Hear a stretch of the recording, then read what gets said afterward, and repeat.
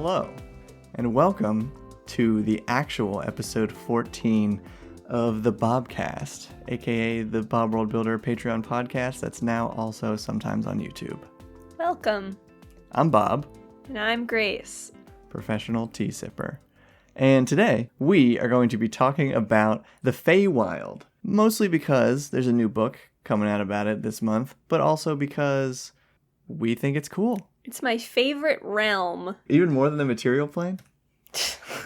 Who even likes the material plane? I mean, the material plane is probably my favorite, actually. But I'm a little basic boy, I guess. Yeah. So, you know how they're, horse girls? Yes. Okay, well, instead of being a horse girl, that was my sister. She was the horse girl.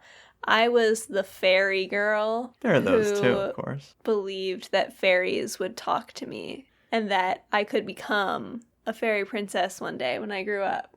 Do you have actual memories of fairies talking to you? I remember as a kid, did you believe? Okay, that you knew it was hearing pretend fairies. Though as a kid. Yeah. Okay, because I met somebody in college who literally said they remembered talking to fairies as a kid. There was definitely, so that's creepy, but Extreme if we're going to girl. go into fae lore, maybe she was spirited away one day as a child, but she was spirited something. I definitely wished that there was something mystical about it, but I didn't fully believe that fairies were actually talking. Well, that's why it didn't really happen, because you didn't fully believe, right? I guess. That's how fairies work. You gotta believe. Yeah. Peter Pan. Yep. And Naruto. Yeah, believe it. Didn't what's-his-face from Dragon Ball also die and then come back to life because people believed he watermarked through the sky? You mean Gandalf? I don't really remember much about Dragon Ball. So anyway, the Feywild is my favorite realm in D&D and also from childhood because it seems like it's a realm of limitless potential where you can just put all kinds of stuff. Pretty much anything you say makes sense. Yeah, it can definitely, I feel like its reputation is that it's supposed to be pretty wacky. Yeah, it's a realm of chaos. Yeah. But I want to take a step back. What made you be a fairy girl as a kid? What were the inspiring things that you saw or watched that you think got you into that? My grandma gave me this book called Flower Fairies, and it was just pictures that this artist did of all kinds of fairies basically wearing flowers and stuff. Yeah.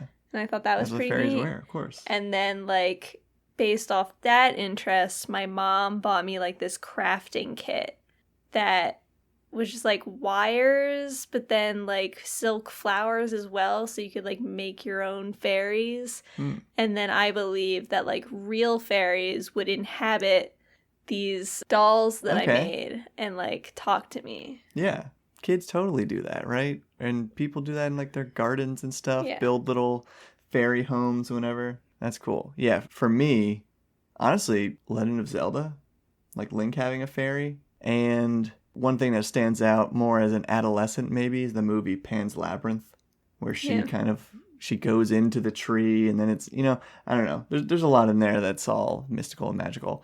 But yeah, I like to think of those inspiring things besides just what is in the D&D lore, which we're going to talk more about here, I guess. Yeah. Soon. Yeah, later in life, I read the Seven Waters series, which was basically telling the story of these women of a family. They were all had fae blood.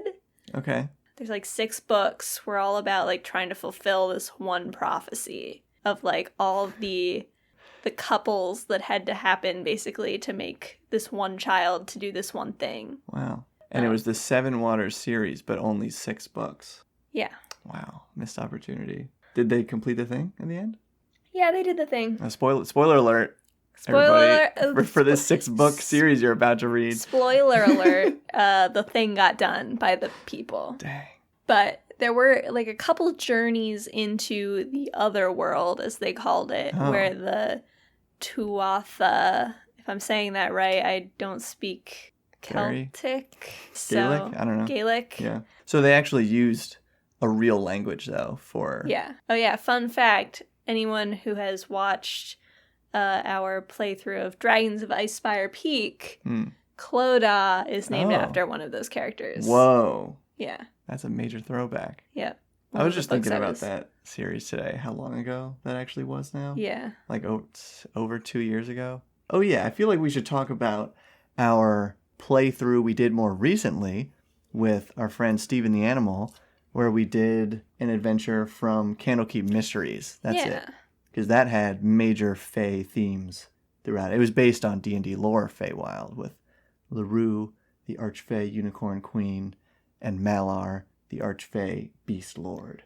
Yeah, and that was kind of a good example of how the Feywild can be, like, light and dark. Because it had both aspects. It had, like, LaRue and Malar opposed. Yeah. I kind of think LaRue and Malar, though, are, like, less like the other Fey nobles. Because LaRue's more like a goddess. Yeah, they're not really nobles, I don't think at all. But I was just... So, okay. To prepare for this slightly, I was just reading the page and a half. Really, it's like 1 page of text that's in the 5e Dungeon Master's Guide about the Feywild. And of course, it has this section, which I feel like you're about to get into, so I'm just going to introduce this a little, about these 2 courts that exist in the D&D Feywild, called the Seelie and Unseelie Fey. Also known as the Summer Court and the Gloaming Court. Exactly, yes. And there are 2 queens, each ruling one of these courts.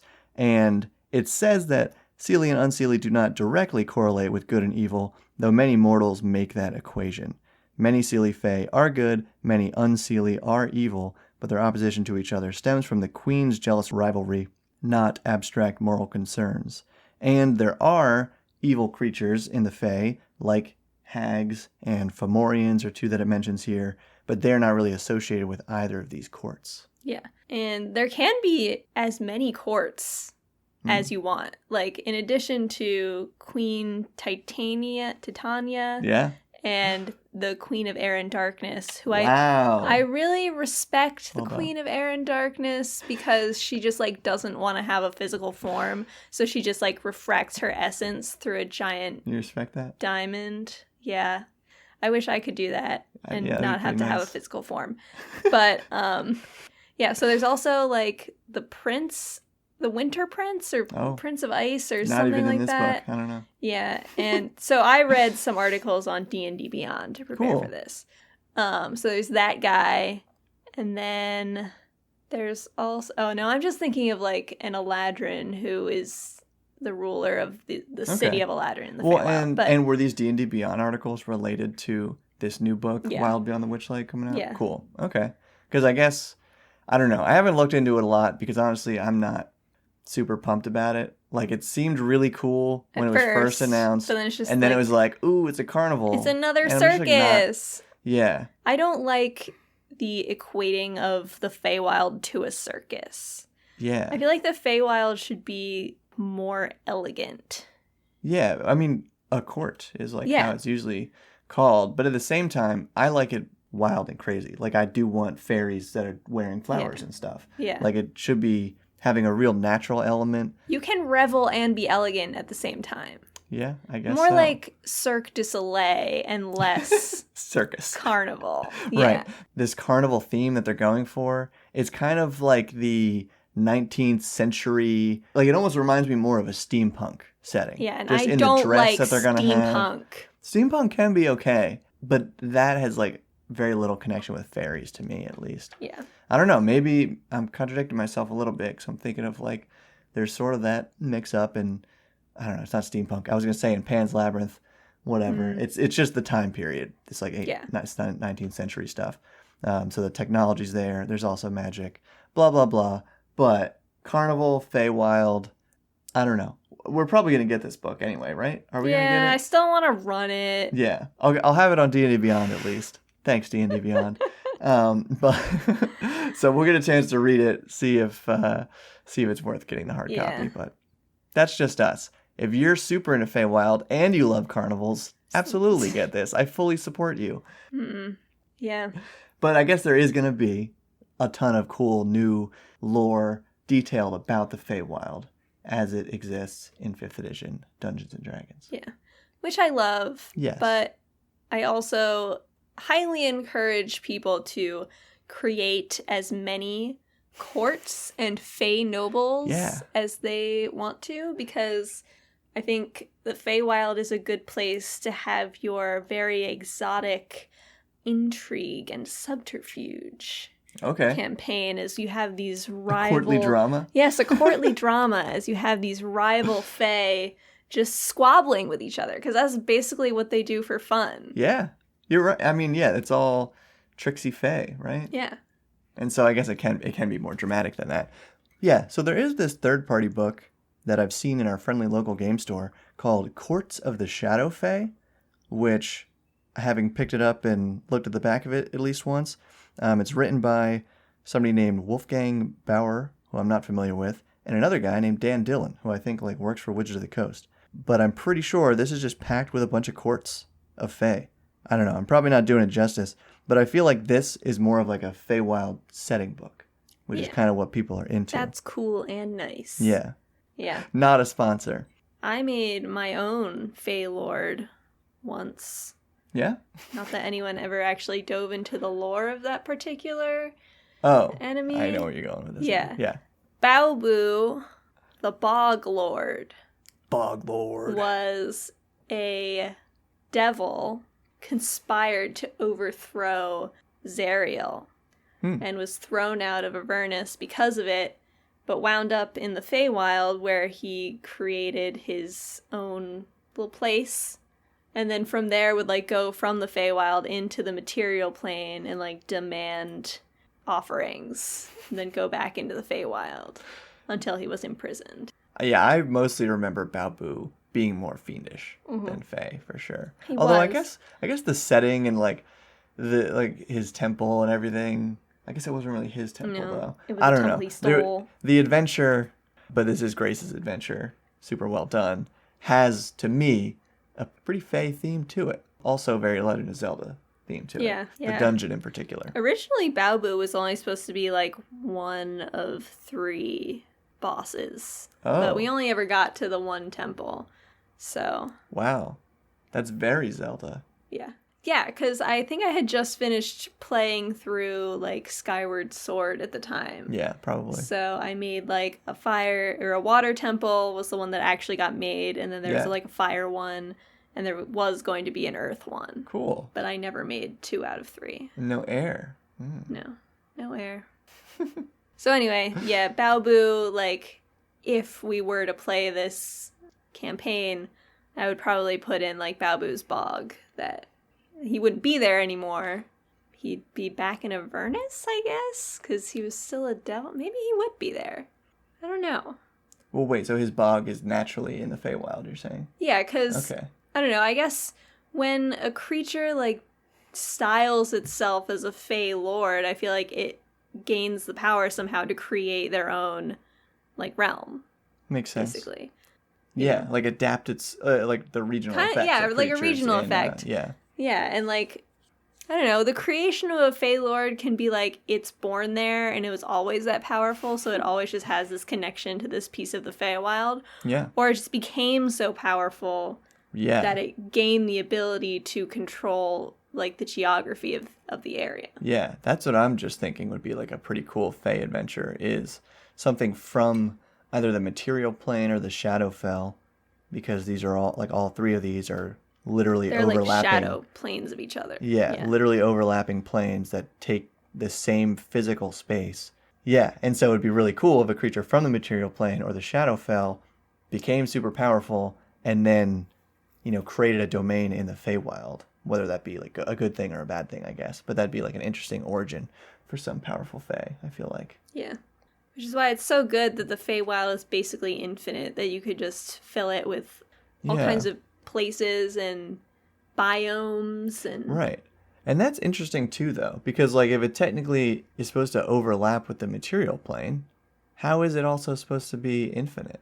I guess it just wraps back around on itself. Yeah.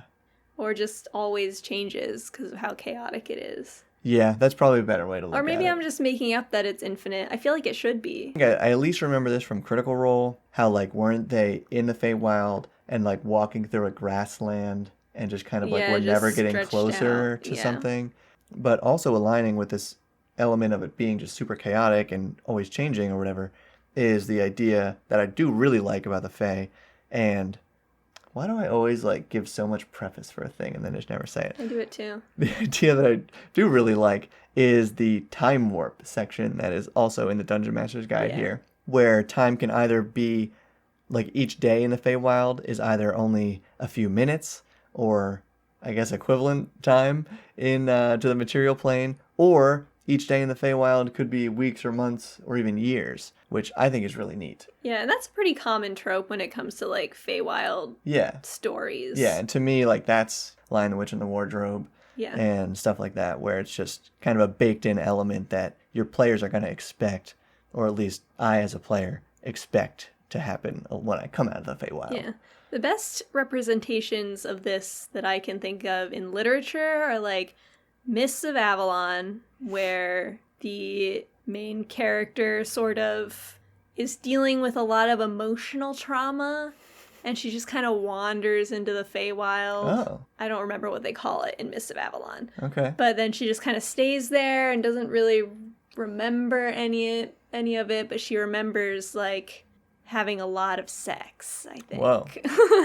Well, I was going to say, and this reminded me of it even more, the King Killer Chronicles. Yeah, that's Patrick the second Rothfuss. one I was going to mention. Yeah, I don't remember if it's the first book or the second book that he, like, goes into whatever the fairy realm is.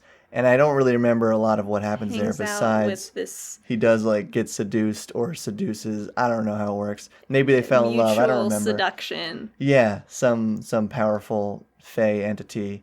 But does he, like, remember his time there?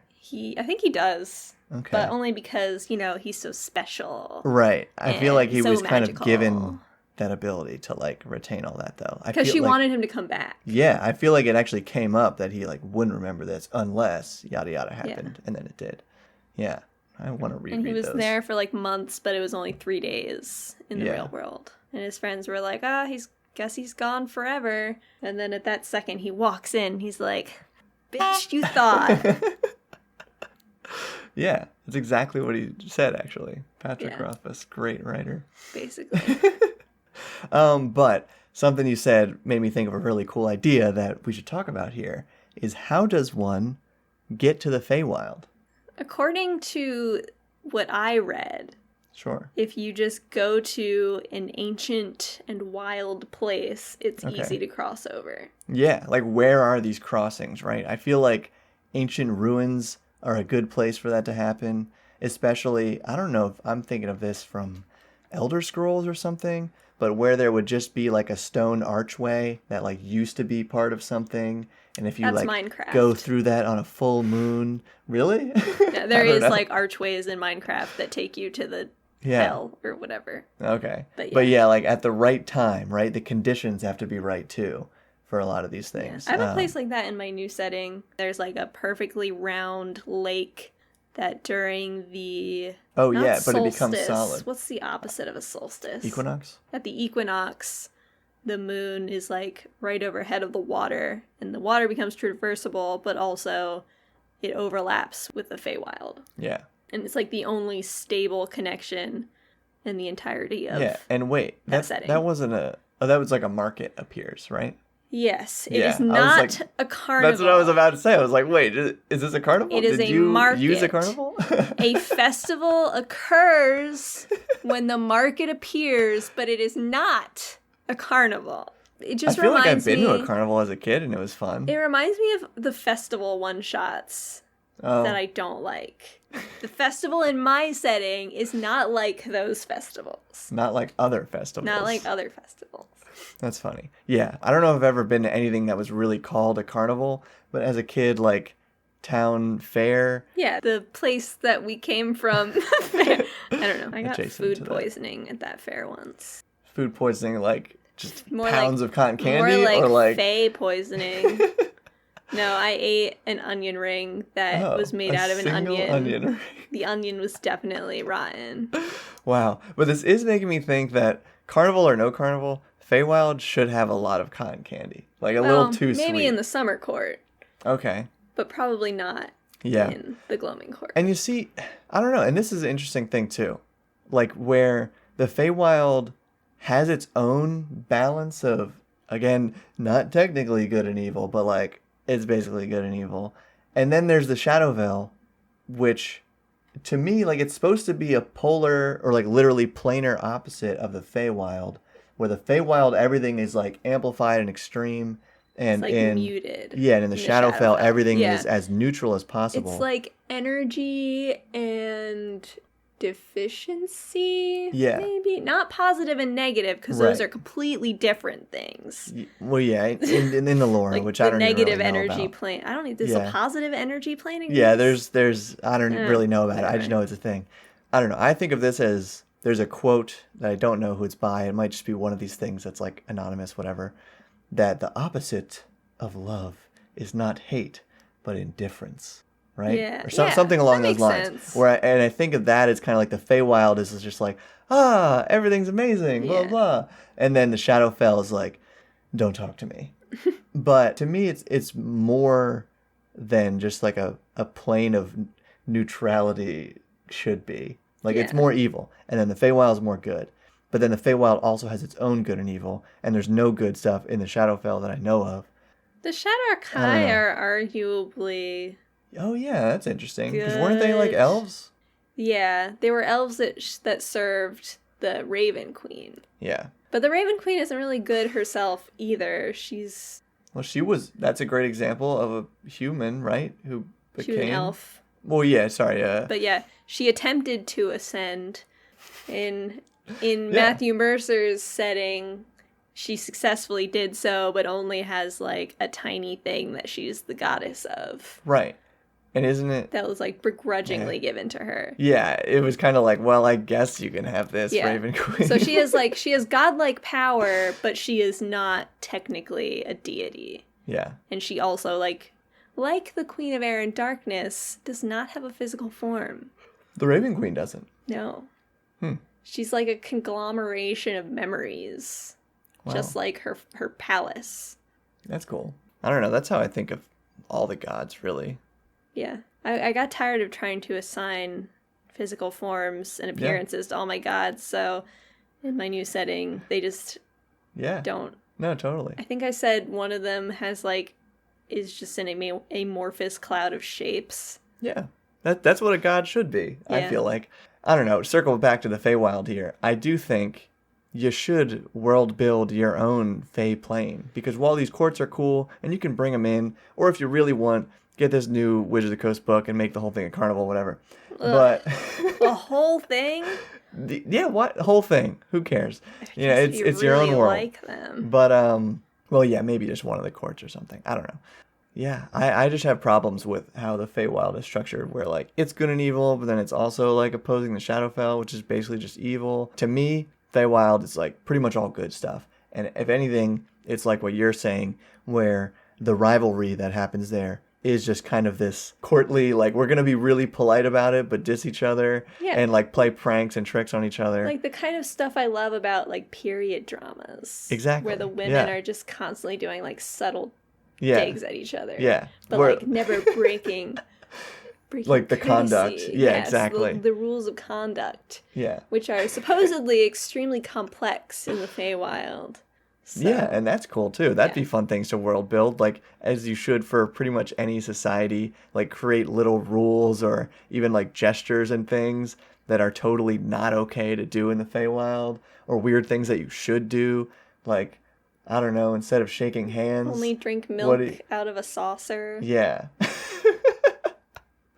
Yeah, you need some quirky things, especially for the Feywild. You're supposed to put milk in a saucer for the brownies fairies, that clean your kitchen. Yeah, totally. But not as like a gift, because I guess they hate that. Oh. But they don't like gifts? It's not that they don't like gifts, it's just they don't like being seen as needing like your charity. We don't need your milk. So it's like I'm just gonna put this milk here. If you want it, I Yeah. know you don't need the milk. It's just a nice gesture. Yeah. Wow, I wonder if that's where leaving milk and cookies out for Santa comes from. Maybe. Because he's supposed to be a He's fairy, supposed to be right? an elf. Or an elf, yeah. See... Oh, that's something you should put in your Feywild. Santa Actual Claus? Santa. Yeah. Yeah. I like that. And once a year, he comes around, plops some gifts on people. Right on top of them. Yeah, because that's a cool Trixie Faye thing to do. Yeah. Here's your gift. Santa and the Easter Bunny. The Easter... think Wow, should both the Easter be- Bunny does seem They pretty both have Faye. a place in the Feywild. I never... Well, and freaking Tooth Fairy while we're at it. Tooth Fairy's Hello. not real. Yeah, but... Anyway, Should they just have like a palace of teeth? yes. Maybe this is in the Shadowfell. Whoa. Yeah. I mean, at least the way the Shadowfell exists in D&D. Does the Tooth Fairy have a domain of dread? Teeth domain. Teeth domain cleric. Dentistry domain. Mm. Hey, clerics are healers, right? We need dentists in D&D. Dentists and dragons. I hate that. What if the Tooth Fairy was your warlock patron? That'd be pretty cool, too. Tooth Fairy? I mean, what's the lore behind that? I don't know anything about this. I don't know either.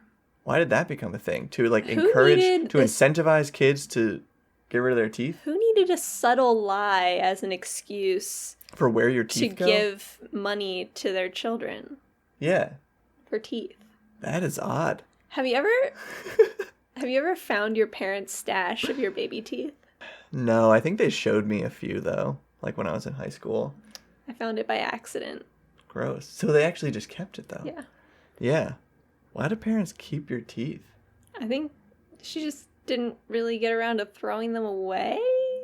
I don't know. I don't know, but You could literally just, like, throw them in the woods somewhere. she did just have a box of teeth It's on her dresser. Theoretically biodegradable.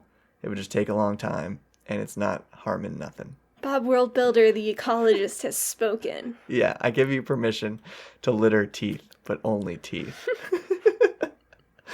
Anyway, that got interesting. Feywild, plane of Teeth. teeth. Teeth plane. That's the new teeth Outside carnival. bones.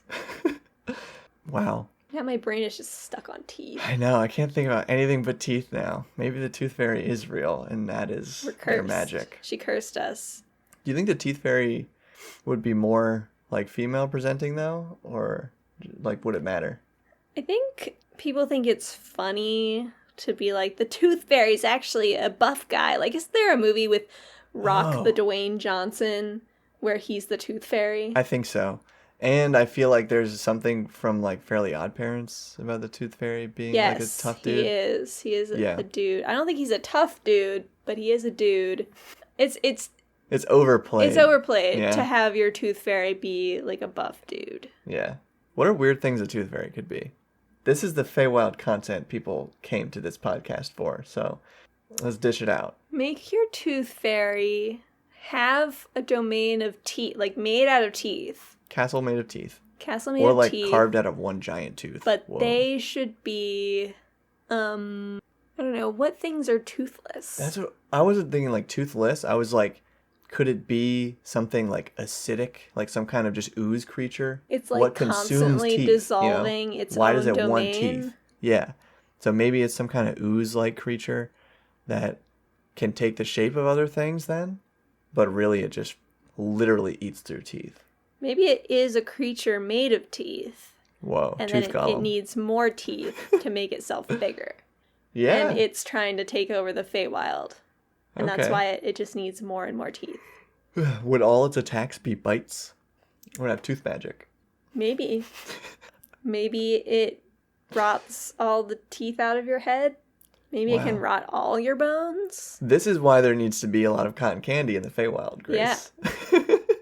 To fight the Maybe Tooth Fairy. Okay, maybe tooth monster. here we go. The Tooth Fairy is like a cotton candy golem, right?